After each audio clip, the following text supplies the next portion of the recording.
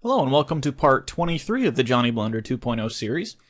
Let me go over a little bit what I've done since we last saw each other. I went ahead and edited the jacket texture like I mentioned I probably would off camera.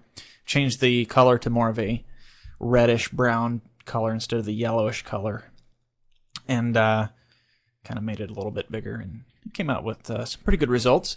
I'll go ahead and show you those here in just a second. What we're going to do now is just kind of tweak all of our settings a little bit because we're pretty well done with the modeling and all that set up. So we're going to tweak the settings just a little bit and then we'll get in and start rigging this guy. And then I'll show you some other tricks and things. So let's go ahead and grab him and go to our modifiers panel and go ahead and turn on all of our hair settings that we're wanting to adjust. And you know what? Let's go ahead and combine these two windows. There we go. And before I go any further, let me go ahead and save as part 23. There we go. Okay. Now, actually, the whiskers are pretty set. I like the whiskers the way they are, so I'm just going to go ahead and turn those off. I don't need to edit those. One thing that is kind of bugging me though is the head here. I don't I don't think I should have came down quite so far with the sideburns there. So let's go ahead and pop into our particle settings here. Go down to our head hair, and then we'll tab into particle mode. Okay, so going to side view, I'm just going to go ahead and cut those off about to the middle of the ear, about right there. Yeah, that'll probably work a little bit better. And then, well, that's probably good actually. Let's go ahead and bump those eyebrows. Remember we needed to fix those a little bit right in here, and I can see it a little more plainly now. I don't know why I didn't see it before, but just go ahead and brush those down just a little bit to cover up that empty area.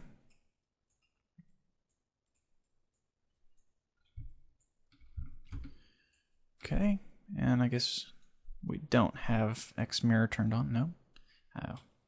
Since we've already got started on this, no reason to turn it on now. It'd still be out of sync. Let's go ahead and comb these guys.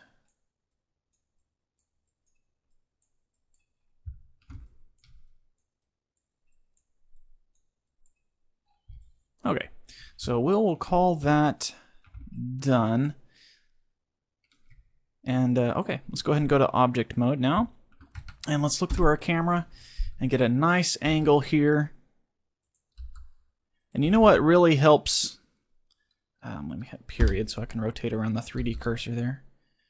What really helps a 3D model really look nice is if you have good lighting. Right now we just kind of have just some lighting thrown in there just to kind of see what it looks like. So let's set our lights up just a little bit better. Right now we have this guy right here. Let's bring him a little bit further above, and maybe this guy will bring a little bit further down, like so, pointing up at him rather than to the side. And let's go to our light settings here. Inverse linear is fine. Let's make this the main light, the key light, if you will, and then this would be a fill light because it's filling in the darker areas. It's really pale or really low energy, and that's fine. We want the key light. Let's bump that up to 1.5. And then to get the standard 3 light setting that most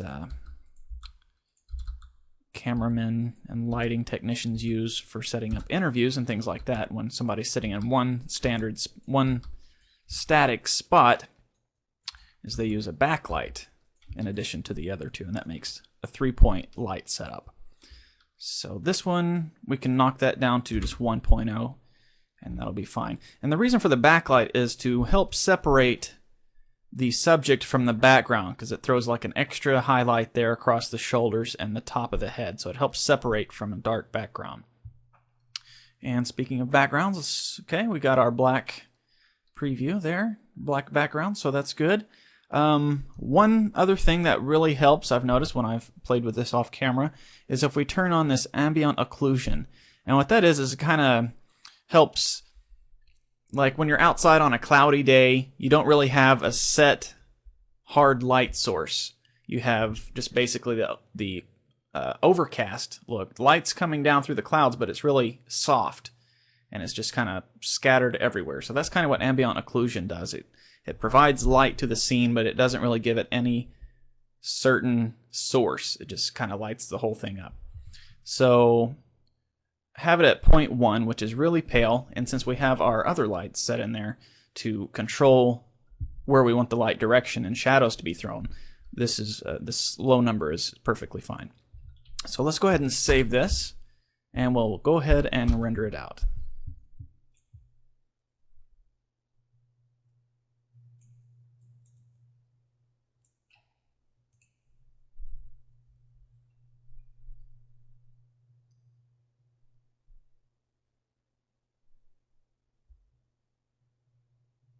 Okay, I think the Baldy. Well, you can see the jacket looks pretty nice, huh? I think so. We have the hair particles turned on in the preview window, but they're not turned on in the render. So let's go ahead and escape out, go back to grab our model and go back to the modifiers and go ahead and turn the little camera on beside each one of those. And we'll go ahead and save, and now we'll render out, and he won't be the Lex Luthor anymore. He'll have the hair this time. So take this. I'll tell you what. Well, I was going to pause the recorder, but I guess it's going fast enough. So.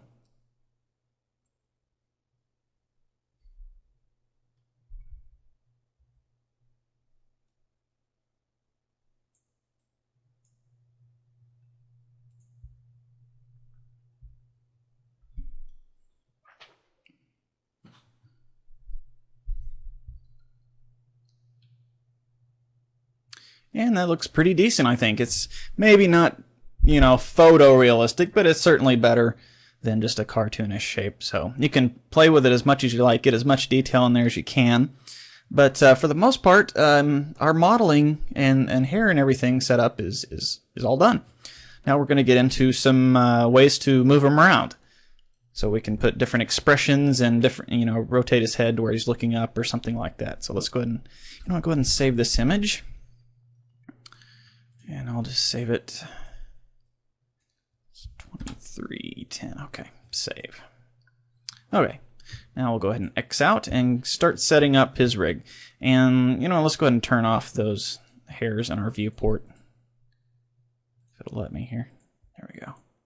Okay, and on subsurf, let's knock that down to 1. Okay, so let's go to our side view. And let's make sure our 3D cursor is lined up to the center, so let's Shift S, and we're going to snap the cursor to center. You can see it puts it right there in the center of the scene.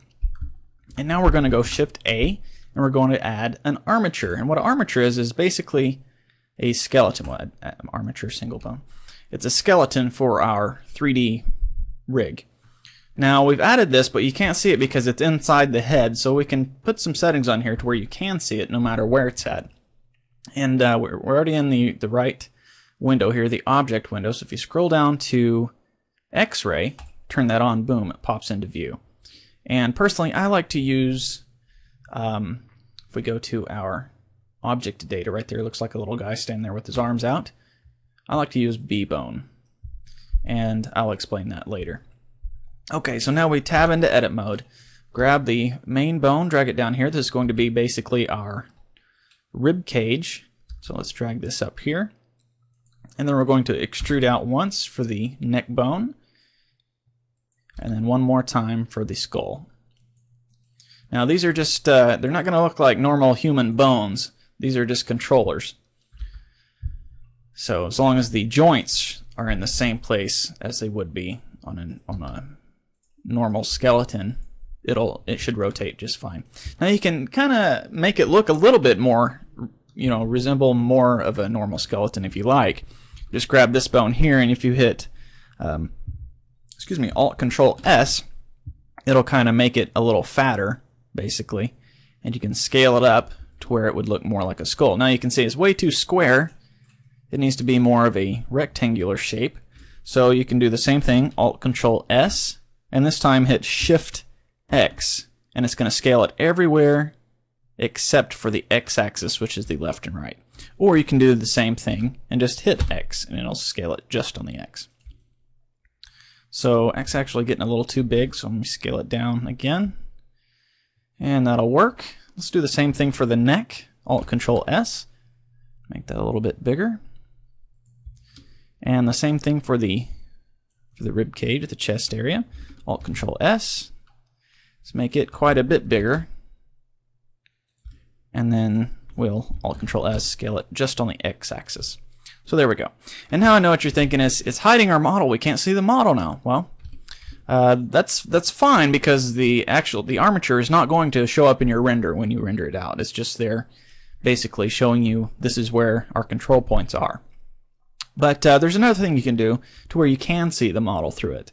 And let's go back to our object panel here. And if we go down here where it says display and it says texture drawing now, just click on that and go wire. And now you can see through it. Okay, so I'm going to go ahead and save this. And let's go ahead and name our bones, because otherwise it just gives it a name. Bone 1, bone 2, etc. So let's name this head. And then this will be neck. And let's call this chest. Okay, tab back out of edit mode there. And the way you control this rig setup here is you go to pose mode, and then you can grab a bone and just rotate it like so. Now the reason I like V bones is because they behave in a fashion that, let's see, how can I explain this? It kind of attaches a piece of the tip of the bone to whatever bone it's connected to. So if I rotate the head bone, it's going to rotate a little bit of this bone. So the way you do that is you go to the little bone settings right here, all the way down to the bottom where you see deform. Go ahead and expand that, and we'll give it some segments. Right now it's just one piece, so it's just one segment. If you bump that up a few times, you can see it twist around, and that's a good indication that this isn't lined up real well. The bones, the axes are not correct, so we have to fix that before we can really animate this properly. So the way to fix it, you just tab into edit mode, and you know, it looks good, looks fine, but the axes are not pointed the right way. How do you fix that? Well, just go to your object data down here and just turn on the axis right there in display. And you can zoom in here and kind of see which is pointing which way. Which bone is pointing which way. And right now the head bone and the neck bone, if you look, their x-axis is pointing to the left and their z-axis is pointing to the rear. Now if we go down here to our chest bone, it's the opposite. The z-axis is pointing to the front and the x is pointing to the right. So in order to fix that, you just hit Control-R, and that's going to manipulate your bone's rotation. And just rotate it. You can just do it manually by dragging your mouse like this, or you can just hit Control-R and then hit 180 on your numpad, and that rotates it 180 degrees. And then tab back into edit mode, you'll see that the neck bone is now perfectly aligned. So now if we move our head, you can see part of the neck bone is following along with it. It's more natural to, like a normal skeleton, when you move your head on your body, your physical head, part of your neck rotates with it. Of course, you have a lot more bones in your neck than just one, but that's kind of what the segments kind of mimic. They mimic the multiple bones in a long stretch of bones. So, okay, so let's just clear out the rotation of the head. Just hit Alt-R, and that clears the rotation. And then if you had moved it by hitting G, you know, moving it around, you just hit Alt-G, and it clears the location. But since it's attached here to another bone, when you try to move it, it just rotated it, so we have to hit Alt-R again. And if you would have scaled it, S, just hit S, and it scales it up and down. Made it small. You just hit Alt-S to clear out the scale. That's how you clear it back to its original pose. Okay, so that's our basic skeleton. There's a few other things we need to do to be able to control our head and our face the way we want. So let's go to front, or go to side view, and we'll grab our bone, tab back into edit mode, and let's add another bone. We're going to Shift A. You can see it pops another bone right there. And let's grab the tip of it and drag it down to the chin. This is going to be our jaw. So let's put the beginning point of the jaw where it's going to rotate, which is typically right there by the ear. So let's go ahead and name this jaw. Okay. And now if we tab out of edit mode, you can rotate that. And it's still rotating around the 3D cursor, so let's change that back to median point. And now it'll rotate like so. And it looks like we moved our 3D cursor. So let's tab back into edit mode and let's move the jawbone to line back up with the center. You can line it up on the axes indicators of the other bones, like right here. Line it up right there. There we go. Okay. Now, we're gonna do a little bit more advanced rigging right here. We're going to add a bone right here on the chin, and it's going to control a lot of our movement on our face. So let's we'll go Shift S to pop the cursor to the selected, which is the tip of the jawbone, and we're going to Shift A, and it's going to add another bone right there, and we can just grab the tip of it and drag it down and move it. Okay, so this is going to be our chin bone. Let's go ahead and make this a little bit bigger. We're going to hit Alt Control S and then X just to make it a little bigger there on the X-axis. Okay. Now let's tab out of edit mode, and I'm going to show you kind of how this is going to control all the other bones. If you hold down Shift and select the jawbone now, you can hit Shift I? Yeah. And it adds an inverse kinematic constraint.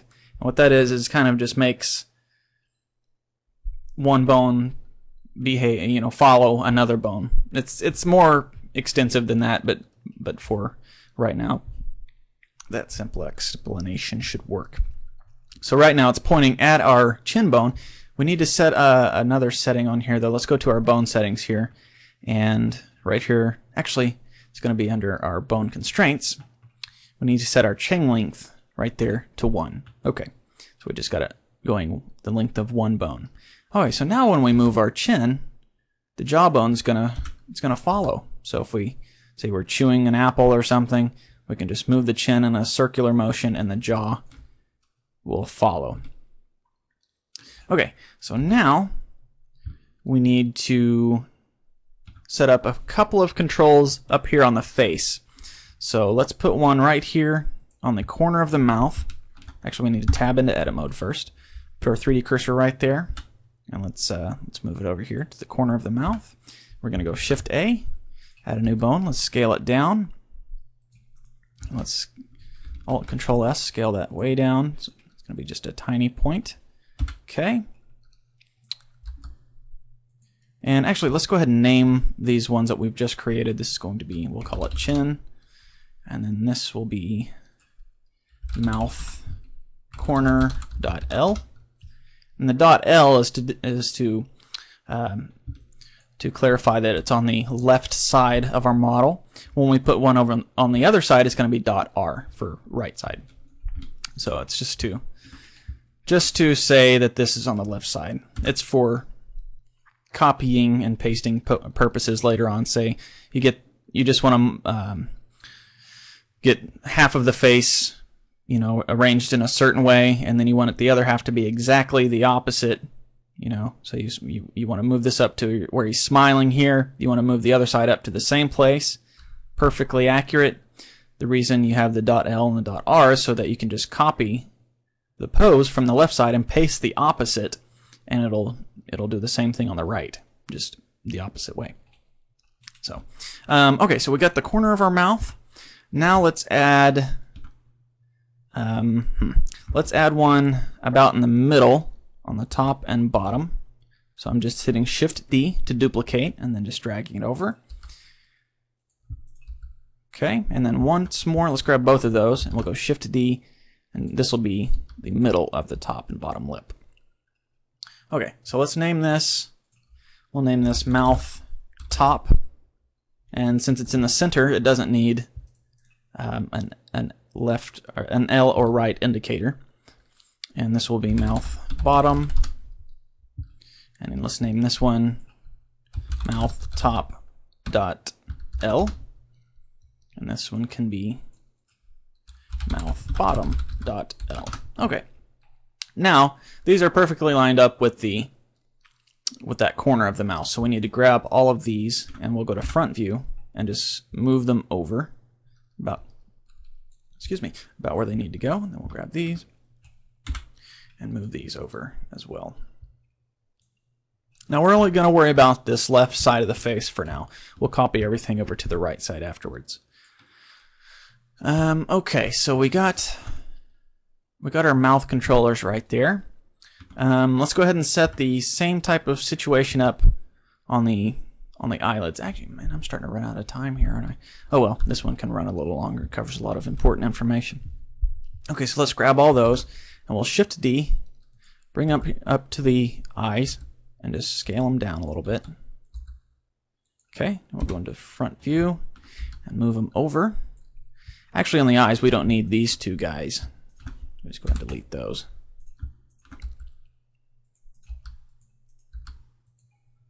Get these lined up, and then I'm going to Shift D, duplicate this guy, bring him over to this corner, and then we need to bring him up. Okay, so you can kind of see what's going on here. These are going to control all these pieces of the mesh. So we can blink just by moving this up, moving this down, and then say put them in a sad look, just rotate those like that, angry look like that, so on and so forth. Okay, so we need to name these. This one's going to be outer corner.l, and this one can be inner corner.l. Okay, and this one can be top.l, and then bottom.l. Okay. Now let's add a couple of more bones on here. Let's add one to expand the cheeks out. Say if he's holding his breath and he puffs his cheeks out, we need a bone that can control that. So let's just grab this corner of the mouth and Shift D, drag that over here. We'll go to side view, drag that about right there. And let's go ahead and make it bigger. We'll go ahead and just scale it up. First of all, just hit S to scale the bone size itself, and then we'll Alt Control S to make it a little fatter. There we go. And we don't want it sticking way out of the cheek like that. So let's scale it down to where it's more of just a square rather than a cube. So we'll go Alt Control S and scale it on the X-axis, way down. If I can let me. There we go. And then let's just rotate it, Control R, to just rotate it to where it sits on the surface of the cheek like so. Maybe bring that top out just a little. Okay, so let's go ahead and name this guy cheek.l. And I think we're all set on the other names. Yep. Get the jawbone named as well. Okay. Let's see. Now we need to let's give him an eyebrow bone. Let's go ahead and just put our cursor right there. Go to side view, bring it up just a little bit. And then we'll Shift A, add a bone there. Just drag the other end down to the other side. And then just drag it back there. And then let's split this guy in half. W subdivide works kind of the same way as a mesh. Just drag that up. Just kind of line that up with the shape of the brow there. Okay, now we'll name this brow inner.l, and then brow outer.l. Okay, and I think that'll work.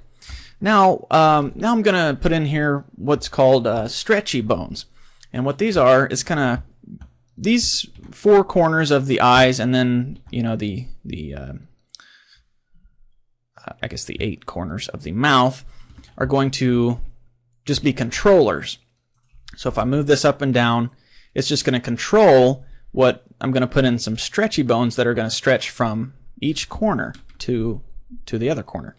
And it'll be stretchy, so when I move this up, it'll stretch to it and kind of makes it more elastic, like the underlying mesh here will follow along with that stretching bone rather than that stock sturdy bone, if that makes sense. And it's a lot more organic that way. Okay, so let's go ahead and do that. And the way you do that, just go ahead and grab the bottom, because that's where the base, when it stretches to another bone, it stretches to the base of it, which is on the bottom there. So let's put our 3D cursor right there on the bottom of that guy, and Shift S, pop our cursor to the selected. Now we're going to Shift A to bring down, or to create another bone, and let's go ahead and make that really skinny. Alt Control S to make it skinnier. Okay, and then tell you what, let's just stretch it to this bone here. Put our 3D cursor there, Shift S, cursor to selected, and then grab this guy, Shift S, selected to cursor. There we go. And now we can subdivide this guy, and then put our cursor right there on that guy. Shift S, cursor to selected, grab the median point between these two guys, Shift S, selection to cursor. So now we have two connecting bones between these controllers. And now let's do the same thing around the bottom of the mouth. Shift S, cursor to selected, Shift A to bring in a new bone, Alt Control S to make it skinnier. Put our 3D cursor on the bottom of that one, Shift S, cursor to selected, then this one, selected to cursor. And then we'll go ahead and W subdivide that one. And cursor to selected, selected to cursor. So now we have our mouth outline. Now we need to do the same thing up on here on our eyes. Now I know this can get a little tedious, but trust me, it's going to work. Go to Shift S, cursor to selected, Shift A, add. Let's make this one really skinny, about like so. And then do the same thing. Shift A, oops, Shift S, cursor to selected, and then we'll Shift, sorry, lost track of what I was doing. Started daydreaming for some reason. Shift S, selected to cursor. Okay. Now, since we're basically just going to cut this in half twice, we can just create a duplicate of this bone here, and we'll go Shift D to make a duplicate, and then just go ahead and right-click to confirm, and we'll W subdivide to cut it in half. Then we'll grab that middle point. Actually, we need to put our cursor there first. Shift S, cursor to selected. Then we grab our middle point and selection to cursor, like so. And the same thing on this guy. Let's go ahead and put our cursor down here. Shift S, cursor to selected, and then we can cut this guy in half and grab that middle point. And there we go. Okay. So this is basically half. Let's go ahead and rename these guys. We're going to name this one, let's put STR at the beginning to call it a stretch bone, and we'll just select all that and Control C to copy it so we don't have to type it every time. And we'll call this mouth top.L. Let's grab this, Control V to paste that STR in there, call this mouth top corner.L. Grab this guy, paste mouth bottom corner.L. And then paste mouth bottom.L. Okay. Make sure I got all these. Okay. Now let's go ahead and name the eyes up here. Paste. Eye top outer.L. Eye bottom outer.L. Okay. And then eye, oops, go ahead and paste. Eye top inner.L. Paste eye bottom inner.L. Okay. So let's make sure all these are named properly, and they are. Okay, so now we need to copy them over to the other side. So let's go into our front view, make sure our 3D cursors line up perfectly in the middle, like so. And let's select all of these guys. They're on that left side. We don't need anything else though, so let's deselect all these others. Just hold down Shift and go in and click on them again. And set our rotation pivot point to be around the 3D cursor. And now we're going to Shift D to duplicate these guys. And we're going to scale, hit S, on the X-axis -1 times. And it's going to flip it right over. And then, You know what? That's the way to do that, but I'm thinking maybe we can go ahead and set up our constraints and things on this side before we copy all the bones. So let's go ahead and do that. I'll just delete all these new bones here. And since I'm running way out of time, kind of borrowing time now, I'm going to go ahead and call this section done. And then in the next section, we'll finish setting up our rig. And then if we have time, well, we'll also need to paint our weight paints onto it, and maybe mess with some of the inside of the mouth. Hopefully the texture map on the mouth, inside of the mouth, looks good. We haven't even tested that yet. So anyway, so that's all for part 23, and keep watching. We're almost done, and I'll see you in part 24. Thanks for watching.